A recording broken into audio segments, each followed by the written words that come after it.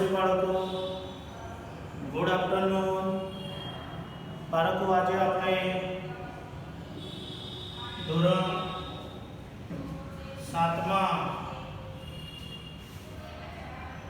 વિજ્ઞાન ભણીશું। આપણે પાઠ નંબર 5 આવ્યા છીએ। પાઠ નંબર 5 એસિડ બેઝ અને ક્ષાર। એસિડ બેઝ અને ક્ષાર તે વિશે ભણીએ। એસિડ ખાટા પદાર્થ, બેઝ તુરા અને ચીકણા પદાર્થો અને ક્ષાર મીઠું ક્ષાર ગણાય બાળકો। तो ये पदार्थों विषे आपने जोईए। सर्वप्रथम दही, લીંબુનો રસ, નારંગીનો રસ, આંબલી, વિનેગર વગેરે ખાટા પદાર્થો છે।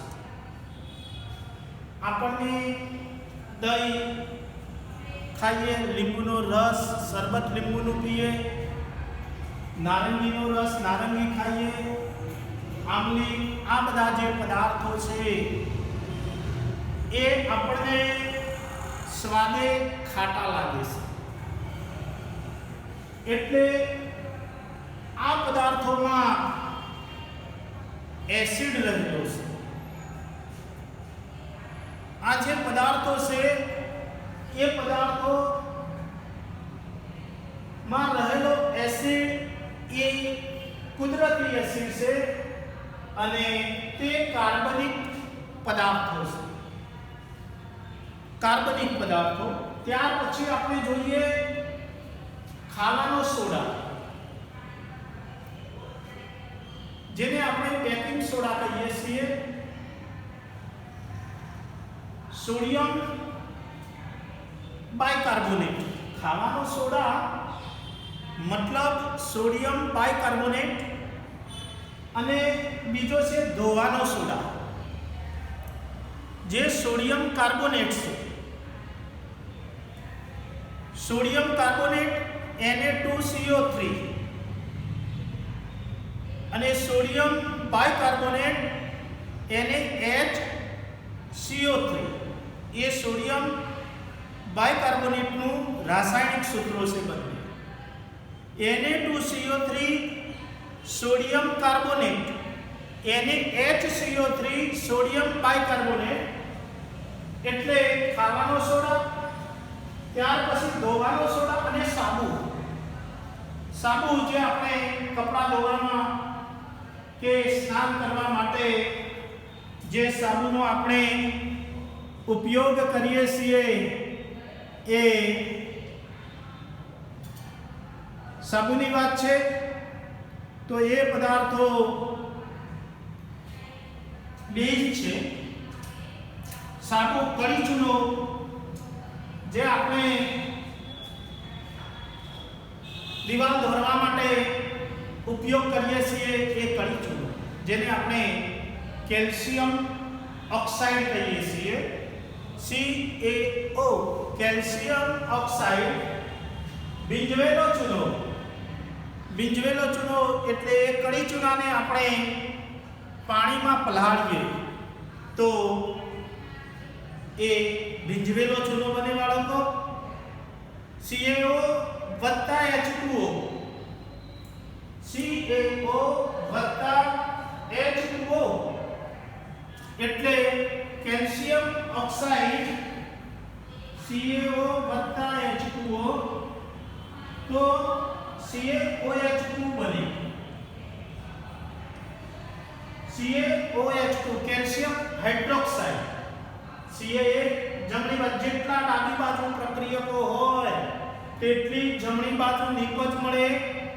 Ca1 तो Ca અહીંયા 1 છે, O2 છે તો O1 અને આ બીજો H પણ 2 છે તો H2 એટલે 2 છે।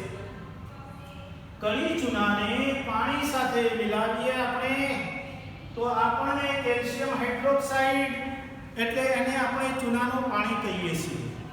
CaOH2 અહીંયા આપણને ભીંજવેલો ચૂનો આપ્યો છે અને સોડિયમ હાઇડ્રોક્સાઇડ, તો સોડિયમ હાઇડ્રોક્સાઇડ એટલે NaOH. NaOH એને આપણે સોડિયમ હાઇડ્રોક્સાઇડ તરીકે ઓળખવામાં આવે છે. વગેરે બેઝિક પદાર્થો છે. કેવા છે? બેઝિક પદાર્થો છે. આપણે એસિડ અને બેઝના ગુણધર્મો પણ જોઈશું બાળકો, ત્યારે આપણને ખબર પડશે કે કયા એસિડ છે અને કયા બેઝ. તે સાબુ જેવા ચીકણા પદાર્થો છે. આ બધા જે પદાર્થો છે, ખાવાનો સોડા, ધોવાનો સોડા, સાબુ, કળી ચૂનો, ભીંજવેલો ચૂનો, સોડિયમ હાઇડ્રોક્સાઇડ વગેરે બેઝિક પદાર્થો છે. તે સાબુ જેવા ચીકણા પદાર્થો છે. કેવા છે? સાબુ જેવા ચીકણા પદાર્થો. આ આપણે રોજિંદા જીવનમાં વપરાતા એસિડ અને બેઝના ઉદાહરણ લીધા. આ ઉપરાંત પ્રયોગશાળામાં જે એસિડો વપરાય છે અને બેઝ વપરાય છે તેની આપણે વાત કરીએ બાળકો, કે સલ્ફ્યુરિક એસિડ, હાઇડ્રોક્લોરિક એસિડ, જે આવા એસિડો છે,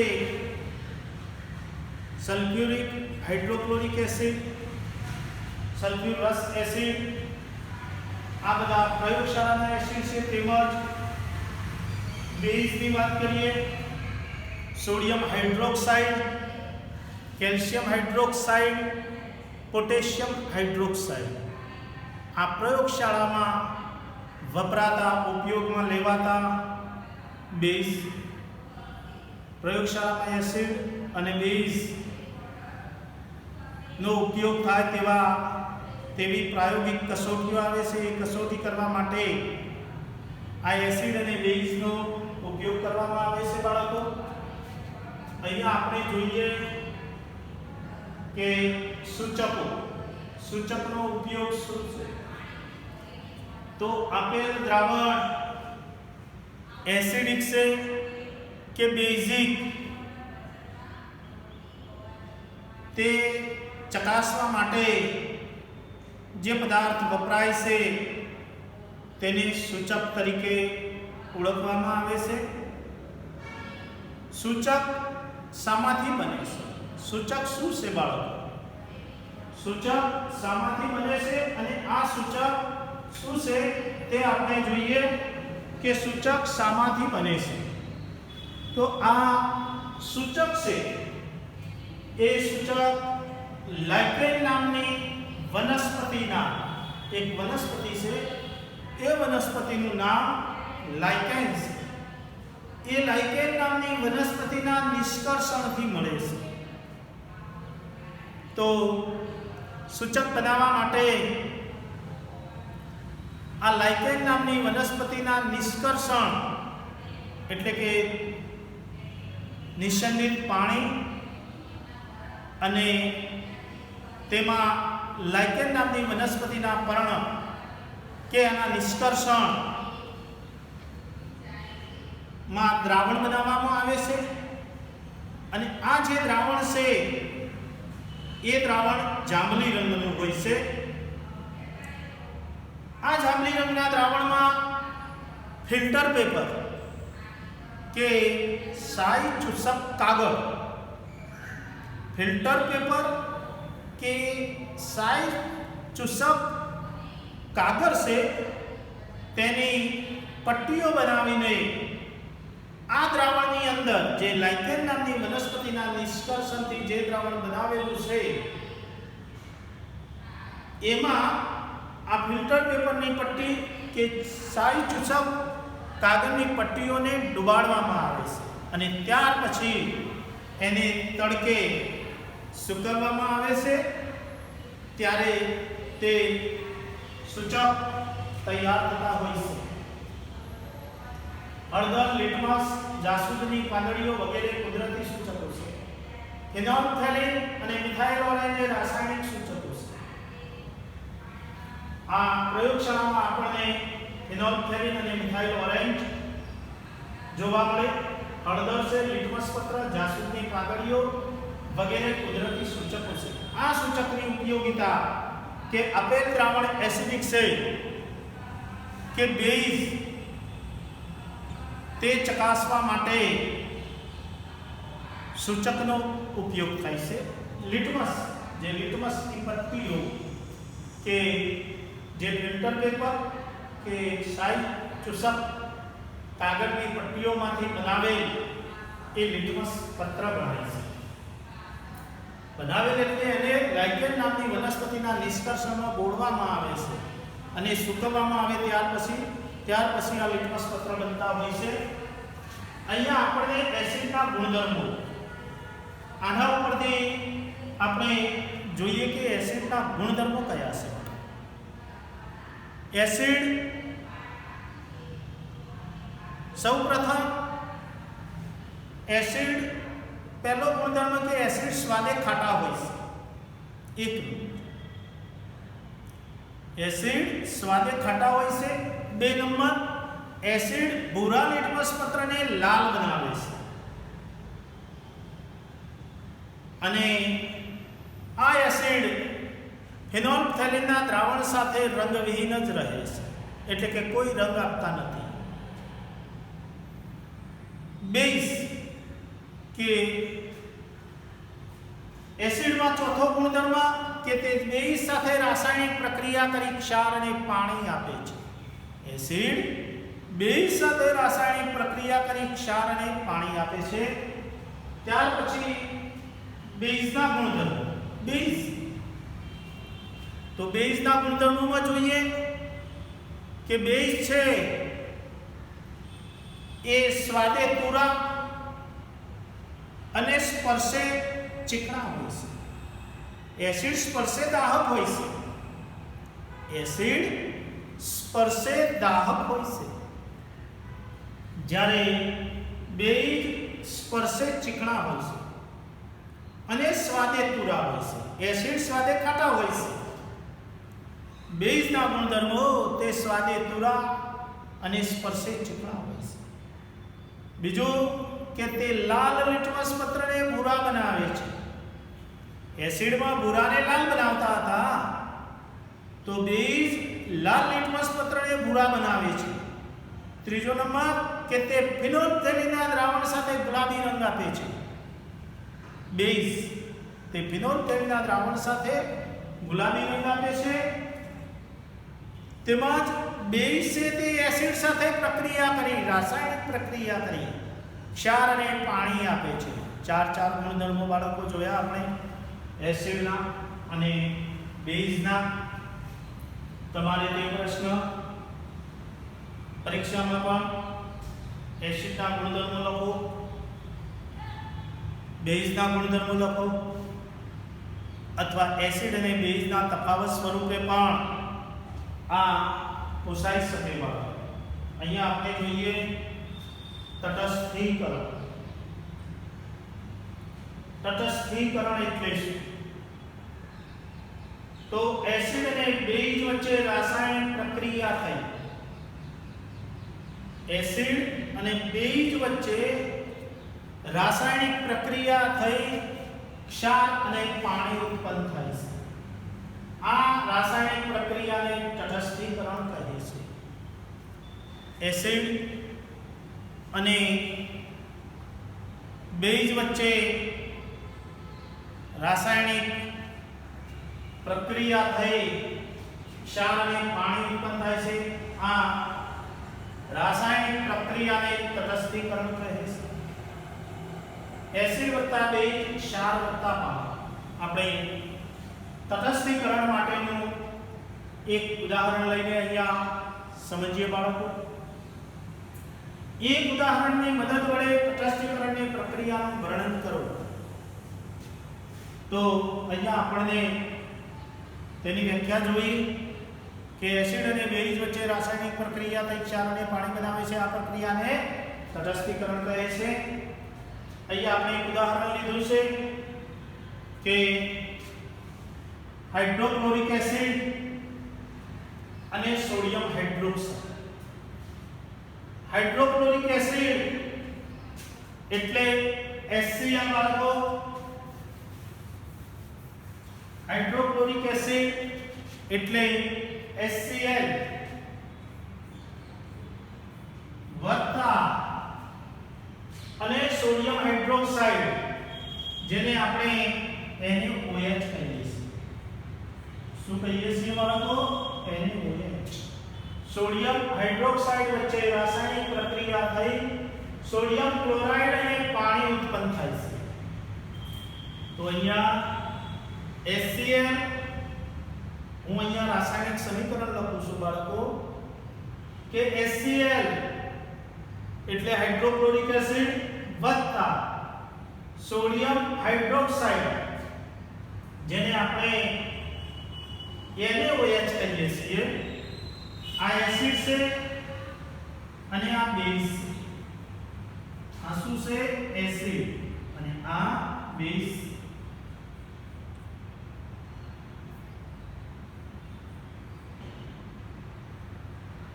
આ બેઝ છે એસિડ વત્તા બેઝ. તો અહીંયા આપણને જોઈએ હવે અહીંયા ક્ષાર મળશે વત્તા પાણી મળશે. આ બંને અહીંયા આપણે જોયું તો એસિડ વત્તા બેઝ ક્ષાર વત્તા પાણી. તો અહીંયા પણ આ સમીકરણમાં ક્ષાર અને પાણી મળશે. હાઇડ્રોક્લોરિક એસિડ અને સોડિયમ હાઇડ્રોક્સાઇડ બંનેને ભેગા કર્યા તો અહીંયા આપણને NaCl મળ્યું વત્તા H2O. H2O એટલે પાણી. Hydrochloric acid sodium hydroxide acid વત્તા બેઝ NaCl. Na અને Cl ભેગા થઈ ગયા તો જેને આપણે સોડિયમ ક્લોરાઇડ તરીકે ઓળખવામાં આવે છે. જેને સાદું નામ મીઠું છે. મીઠું એ જ સોડિયમ ક્લોરાઇડ છે જે NaCl તરીકે ઓળખાય છે વત્તા H2O. NaCl એ પોતે ક્ષાર છે. મીઠું ક્ષાર છે બાળકો. વત્તા H2O. H2O એટલે પાણી. તો ડાબી બાજુ જે પ્રક્રિયકો છે એટલા જ પ્રમાણમાં જમણી બાજુ આપણને નિપજો મળી છે. Na અને Cl. NaCl વત્તા H2 અને O. તો H2 એટલે આ ક્ષાર છે સોડિયમ ક્લોરાઇડ અને આ પાણી છે. તો અહીંયા આપણે હાઇડ્રોક્લોરિક એસિડ આ હાઇડ્રોક્લોરિક એસિડ છે અને સોડિયમ હાઇડ્રોક્સાઇડ આ સોડિયમ હાઇડ્રોક્સાઇડ છે.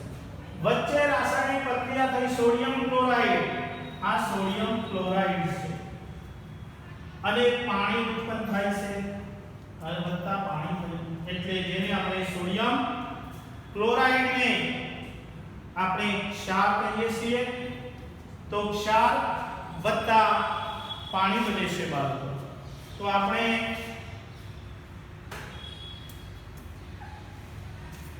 ક્ષાર વત્તા પાણી બને છે એસિડ વત્તા બેઝ ક્ષાર વત્તા પાણી.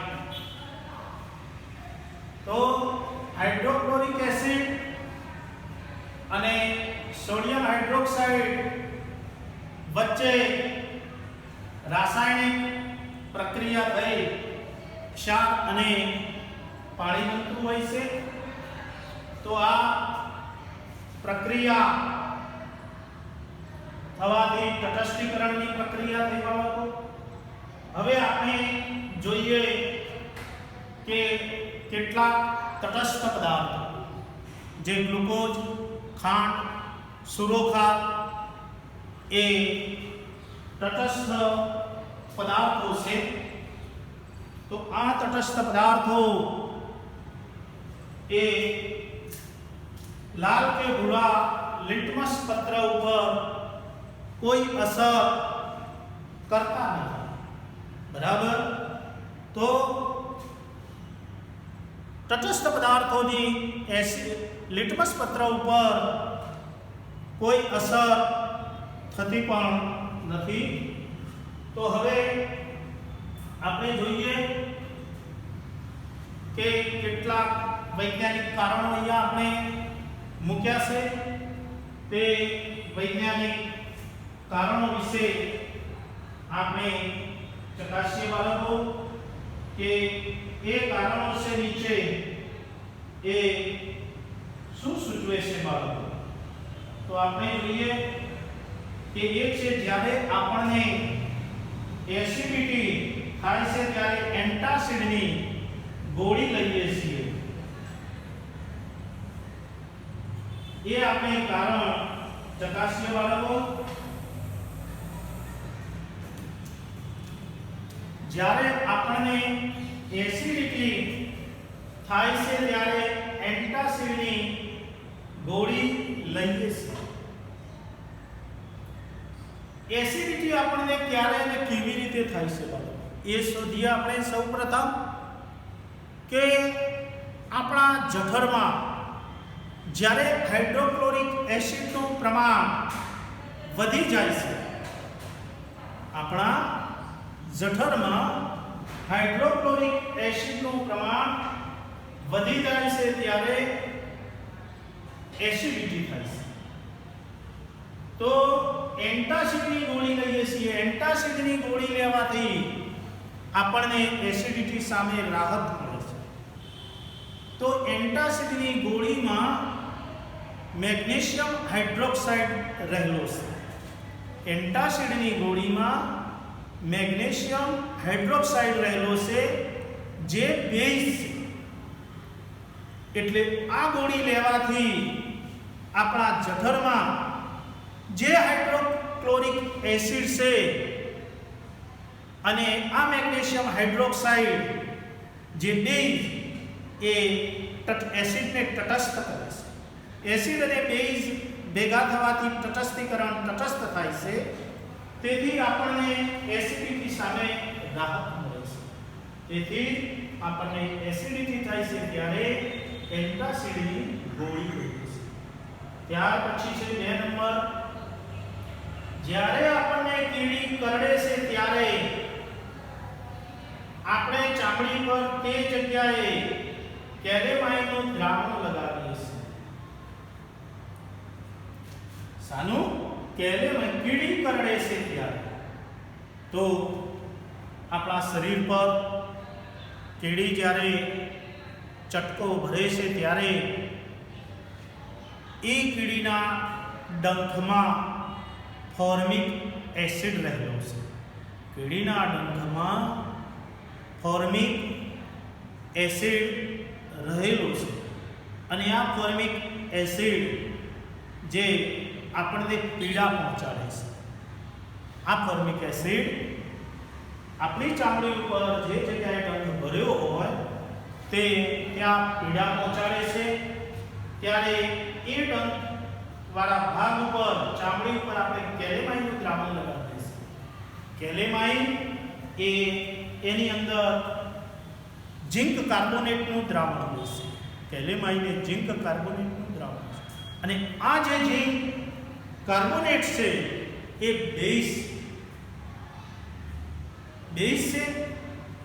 ઝિંક કાર્બોનેટ તો એની સામે આપણે જે ફોર્મિક એસિડ છે, કીડીએ ડંખ ભરેલો ભાગ એટલે કે ફોર્મિક એસિડ જે છે એની સામે આ ઝિંક એ દ્રાવણ લગાડવાથી ઝિંક કાર્બોનેટ એસિડ સાથે ભળવાથી ફોર્મિક એસિડ સાથે ભળવાથી એસિડ અને બેઝ ભેગા થાય ત્યારે તટસ્થ થાય છે. તો તેની સામે આપણને રાહત મળે છે. ડંખવાળા ભાગ ઉપર રાહત મળતી હોય છે. તેથી જ આપણને કીડી કરડે છે ત્યારે આપણે ચામડી પર તે જગ્યાએ કેલેમાઇનનું દ્રાવણ લગાવીએ છીએ. ત્યાર પછી આપણે છે કે કારખાનાઓમાંથી નીકળતા કચરાને પાણીમાં વહેવડાવતા પહેલા તટસ્થ કરવામાં આવે છે. પાણીમાં વહેવડાવતા પહેલા તટસ્થ કરવામાં આવે છે. કારખાનાઓમાંથી નીકળતા કચરાને તો જોઈએ આપણે કે આ કારખાનાઓમાંથી નીકળતો કચરો છે તે કચરો કચરાને પાણીમાં વહેવડાવવામાં આવે છે તો એ કચરો એસિડિક માધ્યમ ધરાવતો હોય છે. આ કચરો છે તે એસિડિક માધ્યમ ધરાવતો હોય છે. તેથી આ એસિડિક માધ્યમ ધરાવતો હોવાથી પાણીમાં રહેતા વનસ્પતિ અને પ્રાણીઓને નુકસાન પહોંચાડે છે. એસિડિક માધ્યમ હોવાથી પાણીમાં જે વનસ્પતિ અને પ્રાણીઓ હોય છે તેમને નુકસાન પહોંચાડે છે. તો પાણીમાં વહેવડાવતા પહેલા તટસ્થ કરવામાં આવે છે. તો વનસ્પતિ અને પ્રાણીઓને નુકસાન ન પહોંચાડે તેથી અમને તટસ્થ કરીને આપણે પાણીમાં વહેવડાવીએ તો કોઈ પણ જાતની વનસ્પતિ કે પ્રાણીઓને નુકસાન પહોંચાડતા નથી. તેથી કારખાનાઓમાંથી નીકળતા કચરાને પાણીમાં વહેવડાવતા પહેલા તટસ્થ કરવામાં આવે છે. તો બાળકો આજે આપણે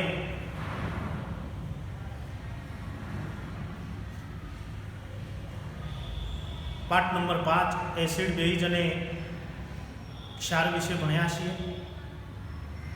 કેટલાક આપણા ઘરે ખવાતા પદાર્થો જેનો ઉપયોગ કરતા પદાર્થોમાં પણ એસિડ રહેલા છે તે વિશે થોડું જોઈએ. કે દહીં છે તો દહીંમાં લેક્ટિક એસિડ રહેલો છે. ટમેટાનું પાણી છે ઓક્ઝેલિક એસિડ રહેલો છે. કાચી કેરી લીંબુનું પાણી છે લીંબુના પાણીમાં સાઇટ્રિક એસિડ છે. કાચી કેરી ટાર્ટરિક એસિડ છે. આંબલીનું પાણી પણ ટાર્ટરિક એસિડ છે. તો આવા કેટલાક ખાદ્ય પદાર્થોમાં ખટાશવાળા પદાર્થો છે તેમાં કયા એસિડ રહેલા છે તે આપણે જોયું. તો બાળકો આજે આપણે પાઠ નંબર 5 અહીંયા પૂર્ણ થાય છે. તો તમારે ઘરેથી ગૃહકાર્યમાં સ્વાધ્યાયના પ્રશ્નોત્તર લખવાના રહેશે ચોપડામાં બાળકો. અને આ બ્લેકબોર્ડ ઉપર જે લખાણ લખેલું છે તે તમારે ચોપડાની અંદર લખવાનું રહેશે.